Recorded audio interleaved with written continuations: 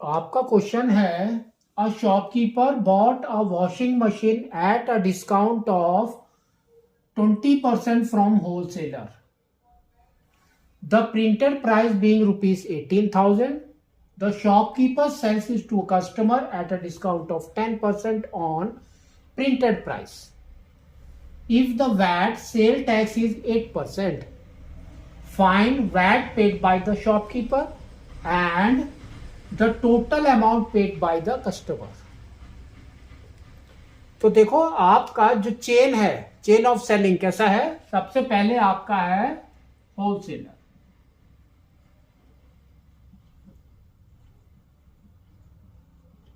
Wholesaler ने किसको बेचा? शॉपकीपर को.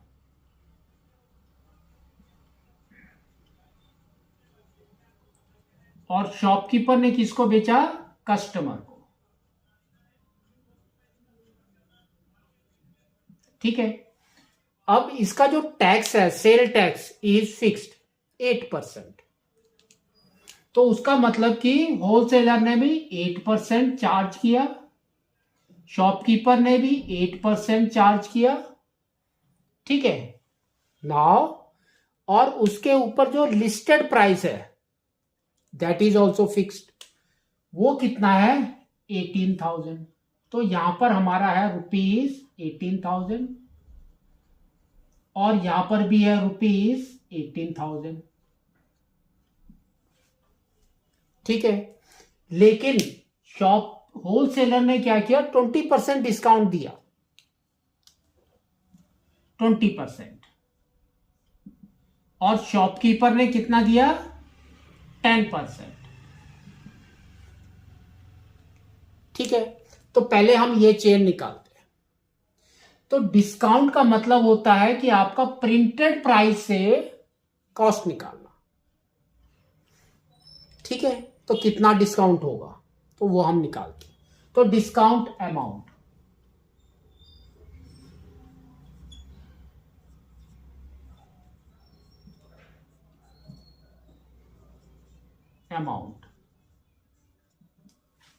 तो दोनों का सेम है ना. ये दोनों सेम है. एक का 20 है, एक का 10 है. तो हमारा क्या होता है? Percentage of printed price. तो फर्स्ट इज 20% ऑफ 18,000. तो इसको सॉल्व करेंगे तो ये आएगा 20/100 इंटू 18,000. 0 0 गॉन. तो कितना हो गया ये? 3600. तो we can say it is ₹3600. ठीक है. तो इतना माइनस करना है यहां पर.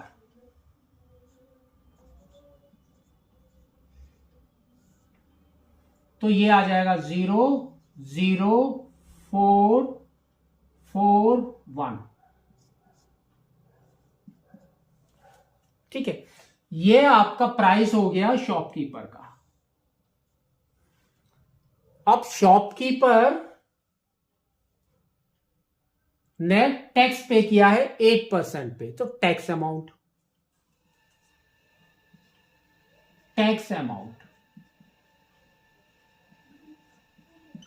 is equal to 8/100 of 14400.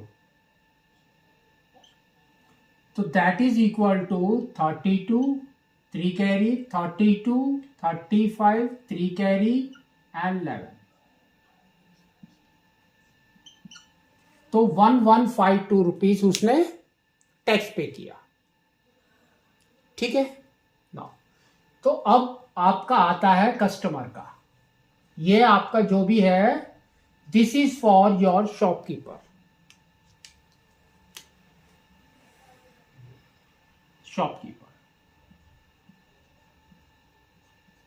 Next आपका आता है कस्टमर का.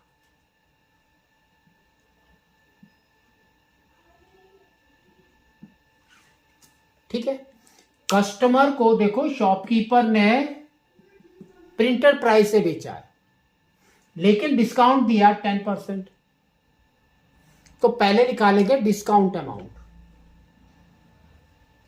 Discount amount that is equal to 10/100 of 18,000। तो that is equal to we can say 1800। इतना डिस्काउंट मिला। तो अब माइनस कर दो यहां पर। तो 0, 0, 2, 6 एंड 1। तो उसका प्राइस कितना हो गया कस्टमर का 16,200। ठीक है। अब उसने उस पर टैक्स दिया है तो tax amount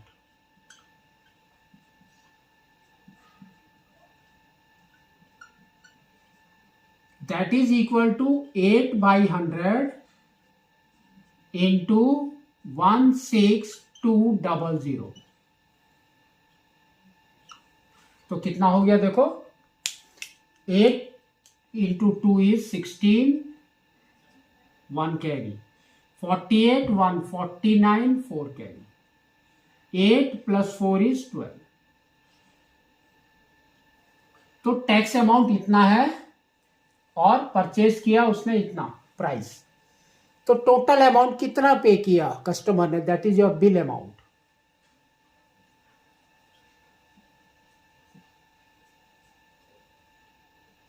bill amount that is 16200 plus 1296। तो ये इसको ऐड करो, देखो कितना आ रहा है 69,496,71, यानी कि 7,496 रुपीज कस्टमर ने पे किया। तो क्वेश्चन आपका देखो क्या क्या है, VAT paid by the shopkeeper and the total amount paid by the customer. तो ये टोटल अमाउंट हो गया। अब वैट शॉपकीपर ने कितना पे किया है, वैट। तो वैट का फॉर्मूला हमारा क्या होता है,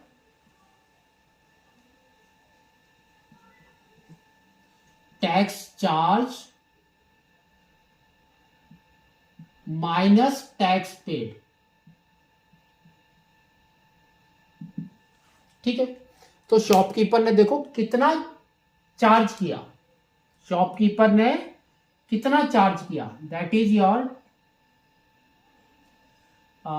दिस वन 1296 चार्ज किया,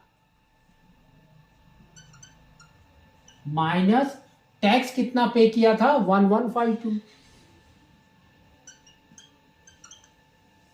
तो ये आपका आ जाएगा रुपीस, ये हो गया 4, ये हो गया 4, 1। तो 144 रुपीज उसको वैट पे करना है शॉपकीपर को। ठीक है।